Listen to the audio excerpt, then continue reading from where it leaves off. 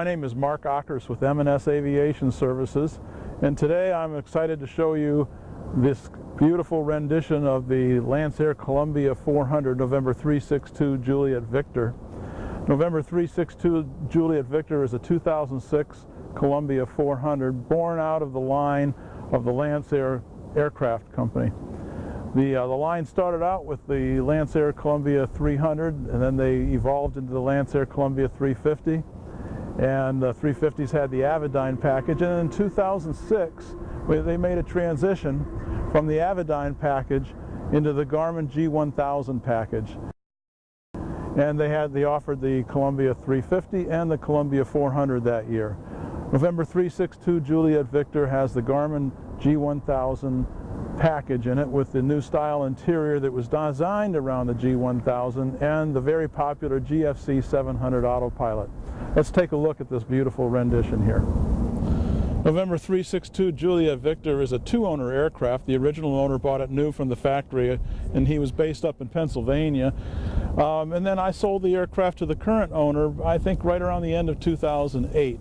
The Columbia 400s were designed with the Continental TSIO 550C turbocharged aircraft, which gives the aircraft a great capability to climb up to about 25,000 feet if you're so inclined. And it gives it great altitude capability and great speed capability. The higher you go, the faster you go.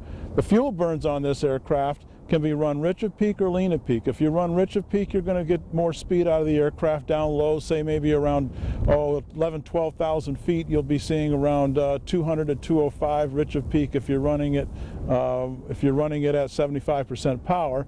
But we normally will pull this plane back to a lean at peak setting, and you'll have this aircraft running around 15.7 gallons an hour, and you'll be seeing speeds somewhere around 195 to 200 at the upper altitudes. If you go up to 16,000 feet, you'll see 200 to 205 with the aircraft. So great economy with great high altitude capability. The current owner of November 362 Juliet Victor has taken impeccable care of the aircraft. He's out there waxing this plane every few weeks. He has someone else that helps him keep it clean, and it really shows. The cosmetics on the aircraft inside and out are impeccable.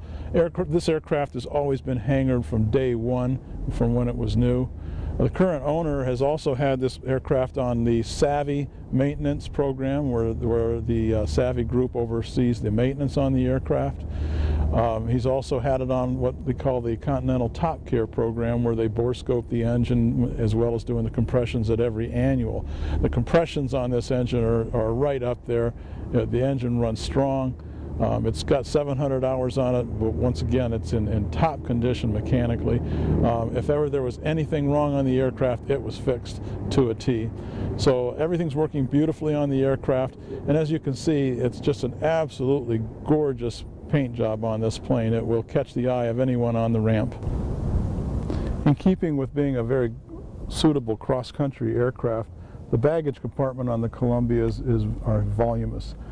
You can put 4 passengers duffels in there. I've put 4 guys in the plane, as well as 4 sets of golf clubs laying horizontally. So the plane will really hold everything you need to meet your cross-country needs. In the rear, you'll see the hat box, and you'll see also the oxygen filler that we talked about earlier. And so the mechanics really like it from the standpoint that it's nice and clean and easy to get at to fill your oxygen tanks. If you look to the front, you'll see the bar there that the rear seat backs actually can come out, and you could actually turn this plane into a station wagon if you need to put more equipment in the plane that might take more room. The Columbias are known for their roominess. It's a true 4-seater aircraft. If you can see the rear seats, there's plenty of room for 2 full-size adults back there. Of course, they have the jacks for both the noise attenuating single-powered headset as well as normal style jacks for normal headsets. The windows on this aircraft are heavily tinted to keep the rays of the sun out when you're in the air, so it's just an extremely comfortable environment. All 4 passengers also have the overhead air conditioning vents and reading lights as well. With the transition to the Garmin G1000 package in 2006, they also introduced the new style redesigned interior that is complemented by the Oregon Aero Sport seats. These are extremely comfortable seats. They have 3 different cushion heights. You know, if there's somebody that's really tall, we can accommodate up to 6'7", 6'8", very comfortably in there, as well as somebody that's 5'4". And the more you sit in these seats, the more comfortable they get. Included in the rear seat arrangement are volume controls and channel controls for the XM radio control. So the pilot can basically exclude themselves and the front co-pilot, if they want to, from listening to the XM radio where they're flying, and the rear passengers then can control the XM and listen to it at will without interruption from ATC. With the change in 2006, we moved the masters as far as your battery masters and your alternator masters, your cross tie and your avionics masters, as well as your trim switch, everything up under the overhead. So to start the aircraft up, we basically switch the masters on, and then after we start the aircraft, of course, engage the alternators, and then your avionics masters goes on here. Our push to test for our annunciator panel is right here, and then our electric trim on and off switch is right here as well. So it's kind of a neat arrangement, an overhead arrangement. While we're here, the overhead lighting, we have our flood lighting for the individual reading lights. I should say, spotlights here for individual reading lights, and our flood lighting that will give you additional brow lighting as well. All 4 passengers have overhead air conditioner vents. The air conditioning comes up from the rear of the aircraft, and there's diffusers in the back as well, so that each occupant can control the amount of air conditioning coming into their face area. And then we have a flip light here. These lights are, you can flip them on to turn them on, but when you open the door to the aircraft, they'll stay on for about 10 minutes. There's one up front here, and there's one in the baggage compartment as well. And the outside steps are lit as well. And all of that, once again, is on a timer, and that'll time out after 10 minutes. If we look forward here while we're up in this upper area, you'll notice that this owner has installed the rosin sun visors, and anybody that's flying westward or eastward in the early morning or westward in the afternoon can talk about the advantages of having the rosin visors. The Garmin G1000 panel redesign is an absolutely gorgeous mix here.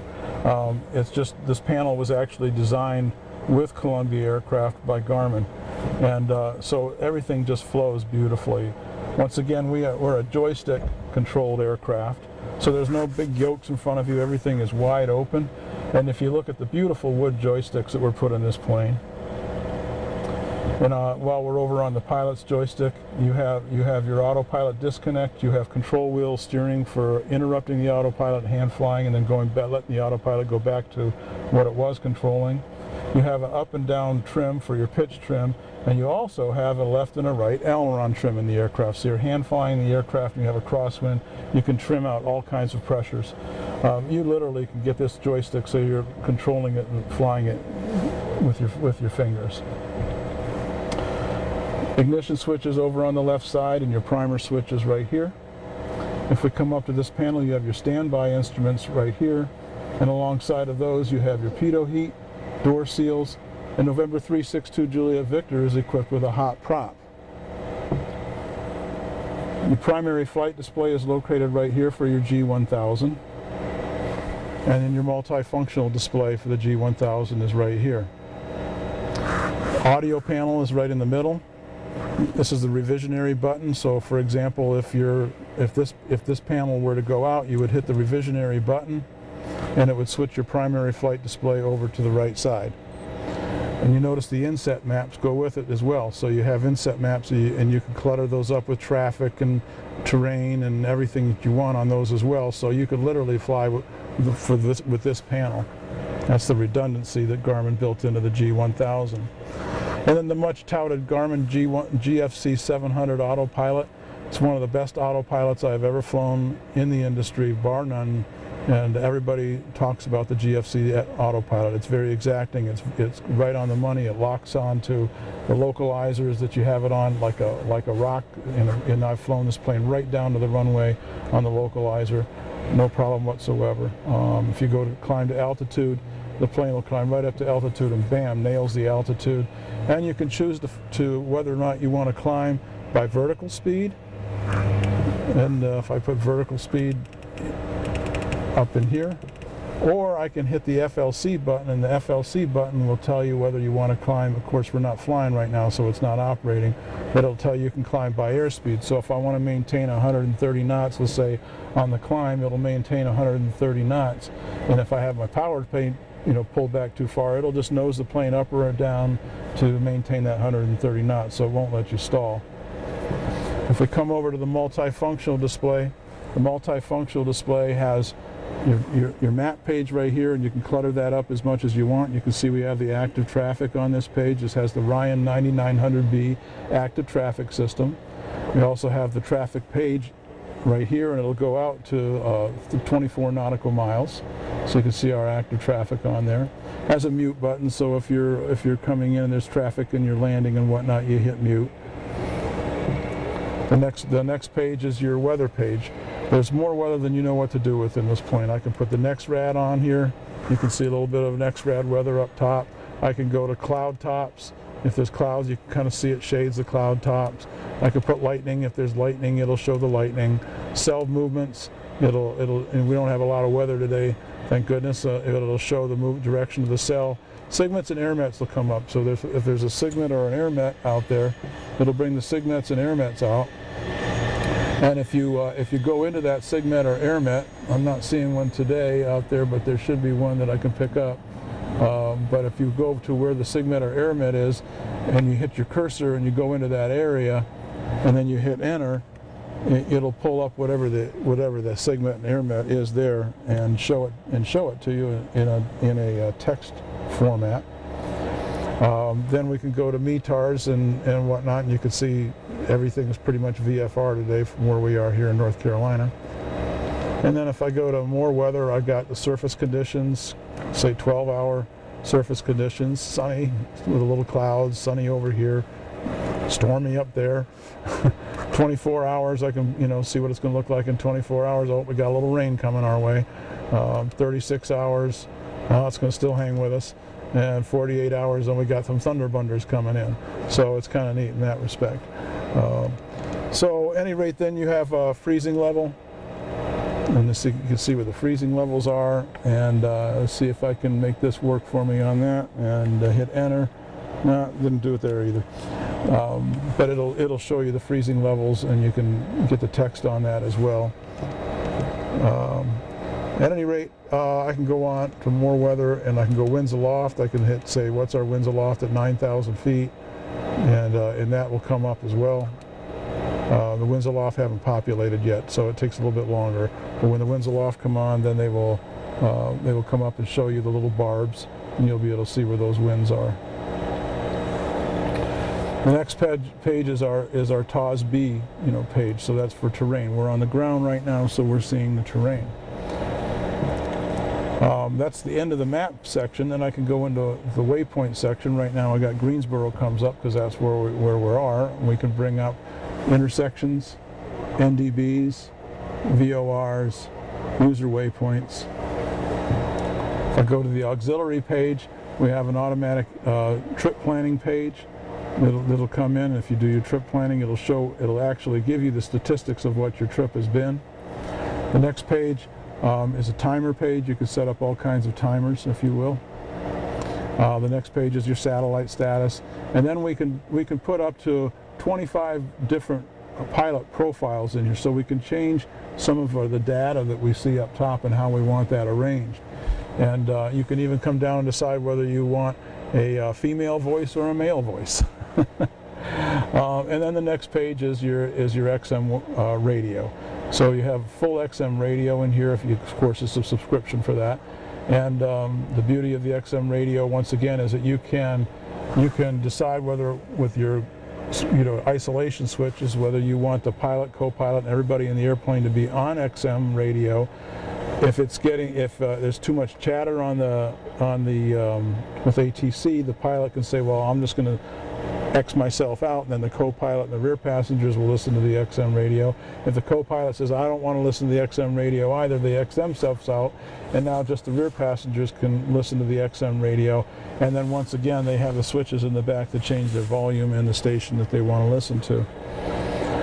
The next page here will show all of the equipment that's in as far as your avionics are concerned, and has all the serial numbers and the versions that are in them, and it shows how you're equipped. This aircraft is equipped with Safe Taxi, and this customer has not been utilizing it, but you can install by subscription the Garmin charts as well, so you can have Garmin approach plates in the aircraft as well. And of course, the last section on here is your nearest airports, nearest intersections, nearest NDB, nearest VOR, or if you have a user waypoint in there, and then you can find out what the nearest ATC channels are as well. So there's no reason for you to get too lost in this aircraft. If we come back down below here, we have our flap switch. You have your first notch of flaps. Your takeoff, flaps basically is 127 knots for flap speed. Full flaps is 117 for full flaps. You've got 20 foot of flaps on your 10 feet on each side, so it's some pretty effective flaps. We land this aircraft, we come in on short final about 80 knots. You can drag it in on 75 knots if you'd like. Short field capability of the aircraft, I've had this aircraft in a 3,000 foot strip at gross, in and out, 2,000 feet strip. It takes off in about 1,600 feet. Backup pump and vapor suppression pump. We have a backup pump is just an arm pump. It's a standby pump that you use just for takeoff. In the event that your regular pump failed, backup pump would come on, and you keep on flying. Vapor suppression, we use that basically if we're changing tanks from left to right. And then once again, they want you to have that on if you're above 18,000 feet to make sure you get good fuel flow going to your engine. Another neat feature of the Garmin GFC 700 Autopilot is a go-around button. So if you come down and you do an approach, and you're going missed, you hit the go-around button. It'll take your flight director bars up here and go 7 degrees nose up. A lot of people will also use that for takeoff as well. So it's kind of a neat function. We have vernier throttles all the way across the board here. Vernier throttle, vernier prop, and vernier mixture. With a turbocharged engine, when you're at altitude and you're fine-tuning your engine, it's really nice to have that vernier throttle when you're really up high, because you can just ever so slightly adjust your engine. The other beauty of the Columbias is the speed brakes. Do you need them?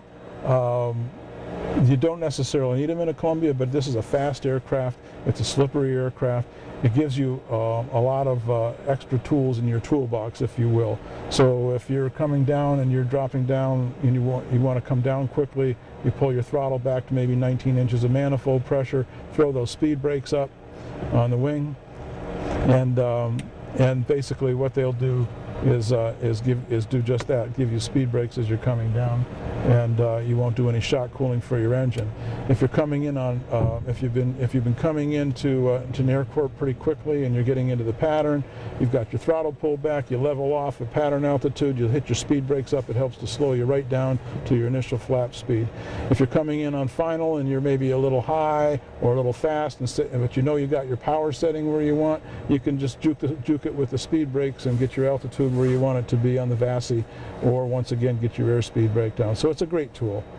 Below that, we have the automatic temperature control in the aircraft. The automatic temperature control with air conditioning. If you notice here, we have the air conditioning little snowflake, and basically you just set your temperature and forget it. So the automatic temperature control will take care of your temperature. You climb in the aircraft, you turn in the hottest of summer, crank it up, put the air conditioner on, and you taxi in air conditioned comfort, and you take off in this aircraft with the air conditioning on. Below that, you'll see what's this device. This is not a stock item in the aircraft. This is a Mountain High O2D2, and basically for high altitude flying, you can plug this unit in and have your pilot and co-pilot plug into this, and rather than having your oxygen just free flow out of your cannulas, this device only gives you oxygen when you breathe. So the beauty of this is it'll conserve your oxygen, and it will take your oxygen capacity from to 3 to 4 times what it would normally do in a free flow environment. You can buy 2 of them and have one for your rear passengers as well. The way the oxygen system works is if we come to the engine page, your oxygen system is right here.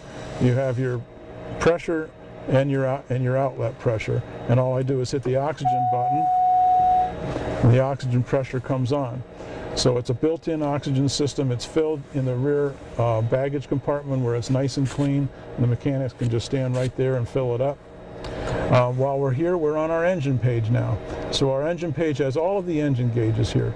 So you have your oil pressure, your oil temperature, manifold pressure, your RPM, you have your fuel flow, left and right fuel quantities, your fuel computer. You set your fuel computer with how much fuel you put in the aircraft, and it will tell you, how much fuel you burned, what your endurance is, what your range is, and it's a great tool. If you forget the time and everything, you just come back to that fuel page. It'll tell you exactly how much you burned and what you have left, and it's a great tool. We have the exhaust gas temperature for all 6 cylinders here. We have turbine inlet temperatures because this is a turbocharged aircraft, and we have all 6 cylinder head temperatures right here. So you got everything you need to look at here. This aircraft has 2 alternators, 2 batteries, and it has a cross tie that can go in between them. So you no longer have attitude, vacuum powered attitude indicator, because you have AHRS in your Garmin G1000. So basically all your amps, your battery amps, alternator amps, and your bus volts are all right here. And then right here you can also see your trim. Remember I said that we had our left and right aileron trim here, and as well as our pitch trim up or down here. So you set your trim on this as well. When you fire the plane up, you'll set your fuel if you go to full fuel, you just reset fuel. If you added fuel, you can increase or decrease fuel as you want. We have a lean assist button right here, so if we want to use the lean assist to set our engine up in air, we can use our lean assist as well.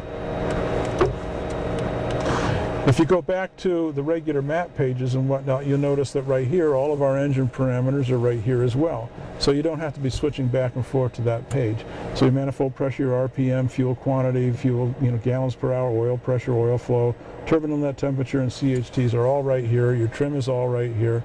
So everything is right there for you to look at.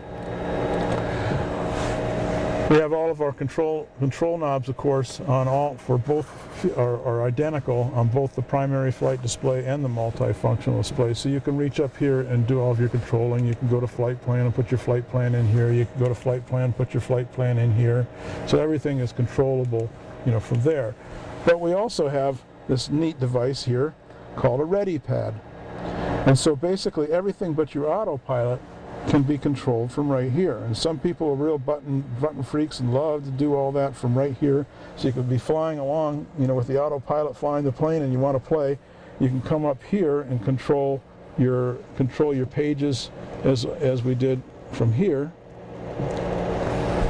And you can switch over to primary flight display and use it here as well. You can control your range. You can see me going in and out on my range here. From here as well, and then once again you can do everything. You can put all your frequencies in and select those. Everything from this Ready Pad right here. Your switches right here are for your strobe lights, your position lights, your landing lights, and your taxi lights are all right here.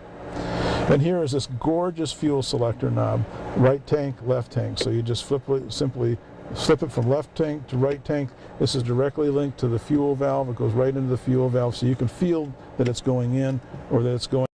And also you can look, when you look back up to your fuel quantity gauge up here, you'll see a little blue light there that tells you what tank you're on. If I switch it to the left tank, it switches to the left tank, so you can tell there as well, but you really know you have it in by feel. We have a little pencil box as well right here, or glove compartment. And that's basically the setup on the aircraft. You can see it's a very modern plane. It's a very comfortable plane. This is a plane you want to bring your business associates, your wife, your husband, your family in, and you're riding in the creme de la creme here. It's a very comfortable cross-country aircraft. Has a range of up to about 1,100 nautical miles. You can really pull it back and get that if you want to do that. But the beauty is that with the speed that you're having of, say, an average of about 200 knots, you can get places very quickly.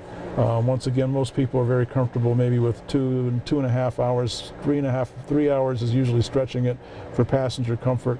And you can be between 500 to 600 nautical miles in this aircraft at that point.